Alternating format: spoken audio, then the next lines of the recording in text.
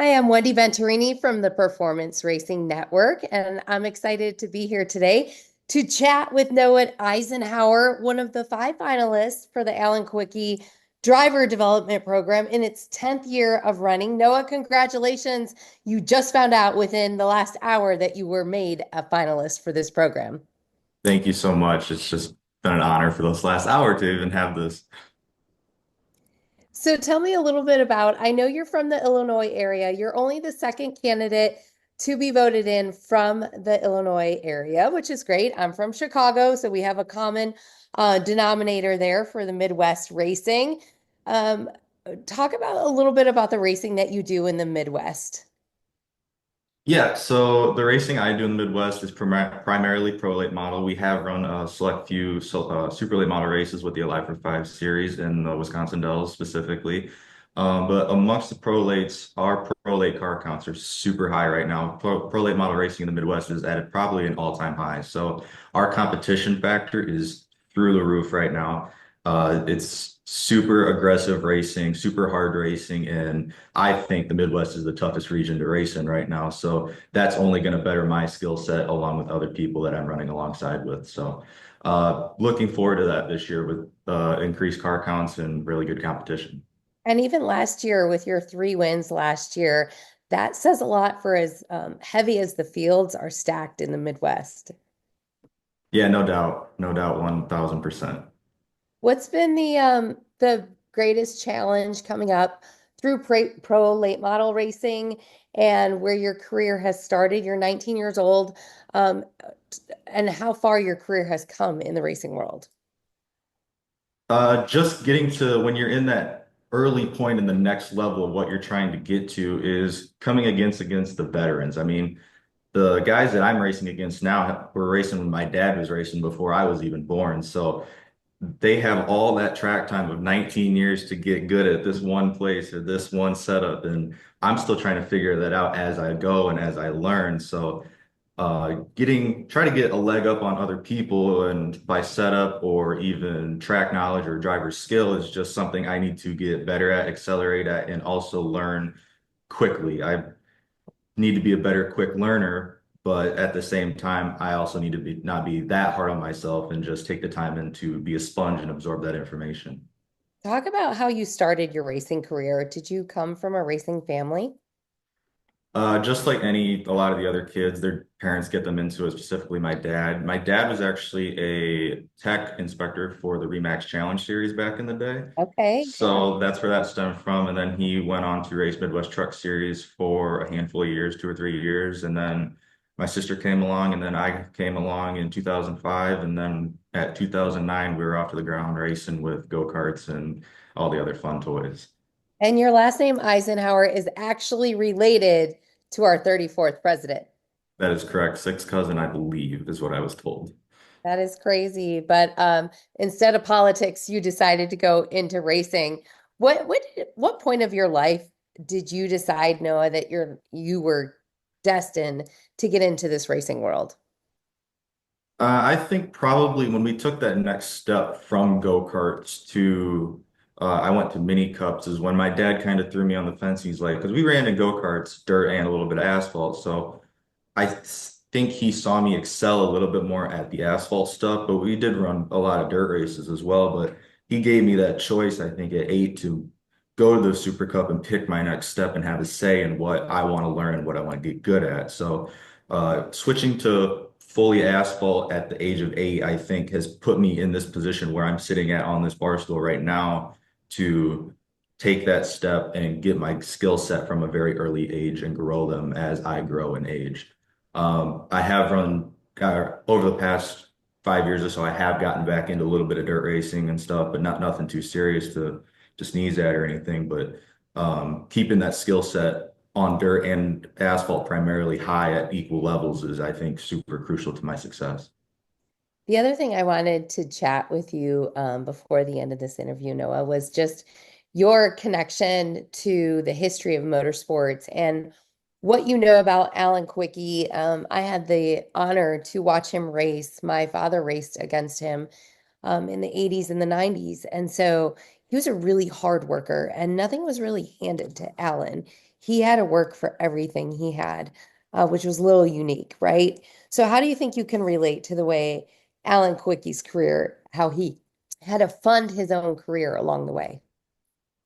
Yeah, my parents do a lot for me, and I'm super grateful for that. But they give me the tools that I need to succeed. But that work I still need to do 1000% on my own. Just like college here, they sent me here. I'm here to do my work though, and get my job done the way I need it to be done. They're not going to handhold me, obviously, at 19 years old. So, I think that applies to the racing world as all too. They're going to give me the tools I need to succeed. But with what those tools I need to do with is up to me and my choice on how I want to conduct that.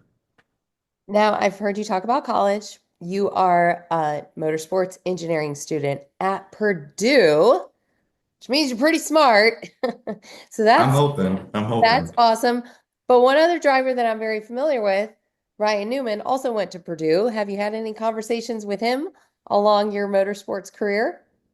I have not. It'd be nice though, because these classes are getting pretty tough right now. Sophomore year is kind of when you hit that hump of, you know, really testing your limits on and your patience on certain classes. But I think we're plugging away at it.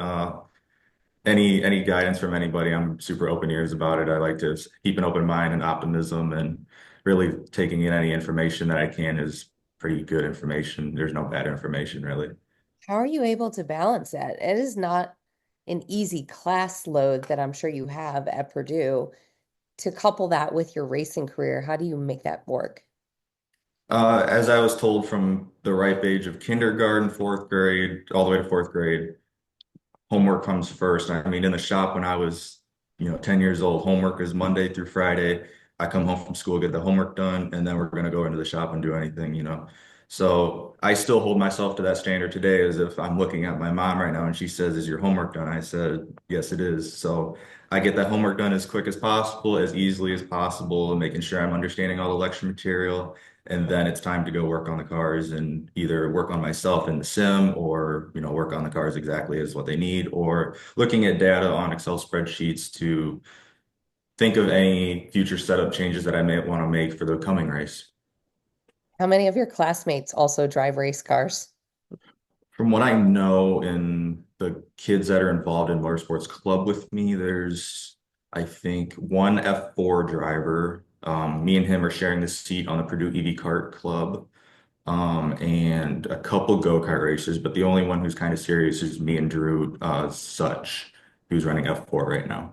That's kind of cool, though. You guys have a common knowledge of motorsports and a passion for it. So I can honestly say when I was in college, I was going for broadcasting, and not anyone wanted to talk about racing at my school. So that's pretty cool. You have that connection. Yeah, super neat that Purdue gives us the tools down here to, find friends and with common factors so you can get along with them and build connections from, us being in college in the same scenario to eventually branching off in different areas of the motorsports industry so we can allow those connections to stay strong as we move our separate ways. Now, I know as a college student and a race car driver, you don't have a ton of free time, but you still manage to do some work for a veteran organization. I want to hear more about what you do with them. Yeah, so over the couple years of me being able to do stuff with them as my grandparents have been involved with that since I was born.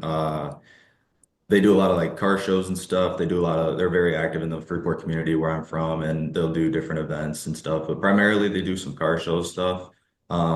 I work that stand every now and then when I get the chance to, step away from my car at the car show and spend time with them and get to know all their friends. I've known their friends that were also part of their committee for ever since I was born. So I like to see all those people, and sad to see that some of them are, no longer with it, but I like to see them out in the public and say hi every now and then.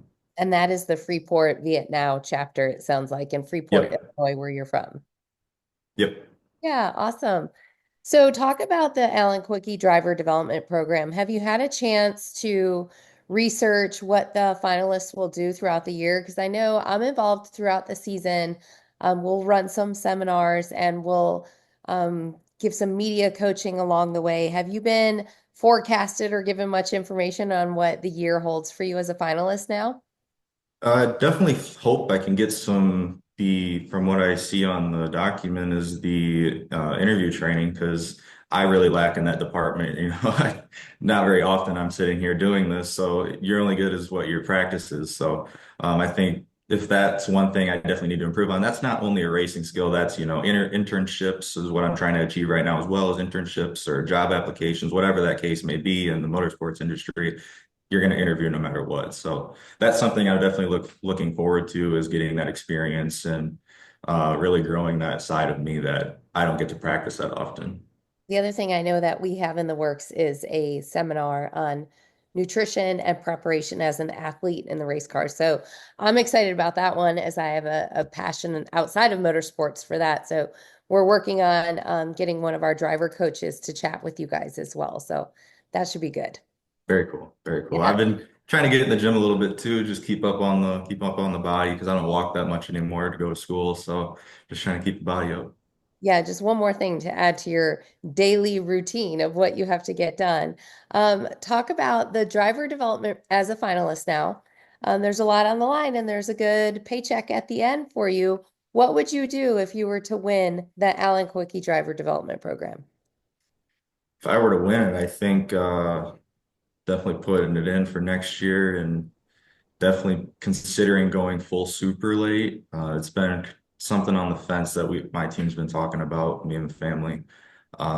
This year, unfortunately, we weren't able to do that just based upon my schedule load because we don't think it'd be kind of worth it to only go for like 6 or 7 races to go, or our original schedule to go 6 or 7 races for super late racing when we can go pro late racing for the same amount, really. So definitely it'd be easier to go commit to that with that at the end of the year than what we're sitting with right now. Yes, it takes money. Takes money to do Mhm. everything. It's an expensive hobby, I No say. doubt. What kind of gets you out of bed and motivates you in the racing motorsports world? The desire to be better than the day before.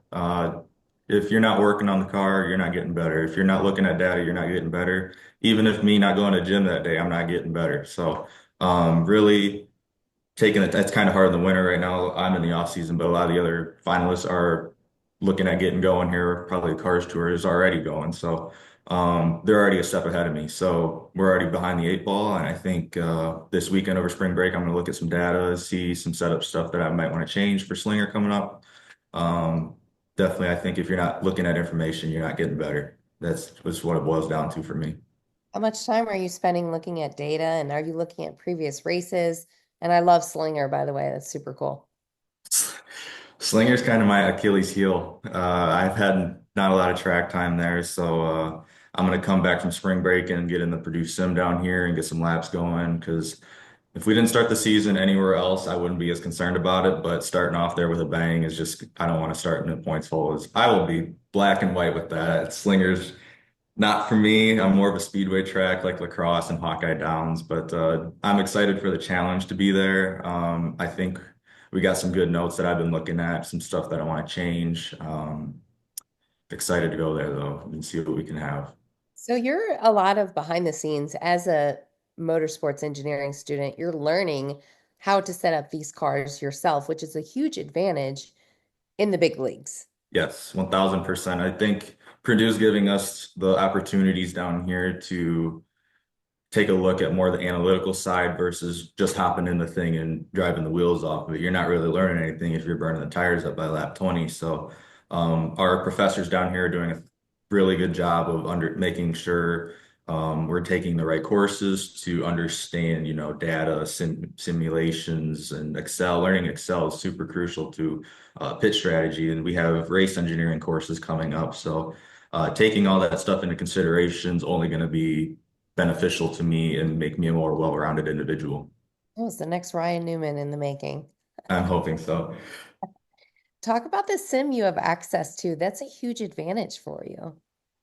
Yeah, so the sim is a sim craft with Viking shock performance shocks on it. I haven't been in it yet. They're pretty particular about who gets in to get time on the simulator. And this past semester, they just opened up a Purdue Sim Club. So they have some race engineers in training to do race engineering right next to the sim. So you're not only having a driver drive the sim and race the sim and leave on like Tuesday, Thursday nights, you're also training race engineers to sit there, look at data, look at long run, short run speeds, looking at your tire percentages, making sure you're not burning the stuff up to make sure you can get there at the end of the race. And also team collaboration is super important. Working as a team in club is the number one topic and the number one goal of Purdue Motorsports Club. So I think having that sim is beneficial to all of us, really, not just the sim team, all of us. So getting that time is super crucial to, I think, getting us prepared a little bit better than what I think we could be going. Like last year, I had no sim time, no notes, no nothing. So we were kind of going in there blind. So it's only an advantage. Yeah, I'm fascinated that you have access to all this with this program. It's really cool. I haven't heard much about it. So that's good to know. So now we need to talk to your professors now that you're a finalist for the Alan Kulwicki Driver Development Program to get you some more sim time to get you on that map for 2025 and get those wins in your pocket. Oh yeah, I just got to know the right people down here. What's your goals for 2025 with your racing season? Um, win them all, right? I think That's the that's goal, the right? one thing, win them all. If you're not showing up to win though, if you're not having that mentality to go in there and win every day, you're already beat. So I think going in there. I think since Slinger, we struggled so much last year. I think just a good solid run. I'll be happy with a good solid run just to get a good foundational setup that I can work with over the next couple of years is I think super crucial for me and my confidence. I think our next track would be Golden Sands. We qualified really well there. I was very happy with our setup and balance last year at Golden Sands. So we got two or three races coming up there this year, probably the early first half of the season. So I think that once we get past Slinger and get to Golden Sands, I think we should be off to the ground running and really be able to lay down some good finishes. Awesome. Well, no, I can't wait to watch your 2025 season. I'm going to be following you. I tend to watch all the finalists for the Alan Kulwicki Driver Development Program, but I'll especially now that I got a chance to chat with you one-on-one to follow your career this year and see how Purdue, where it takes you, and hopefully be interviewing you on those Sunday races in the NASCAR world. Congratulations again on becoming one of the five finalists, and good luck to you in 2025. Thank you so much. Thank you for your time.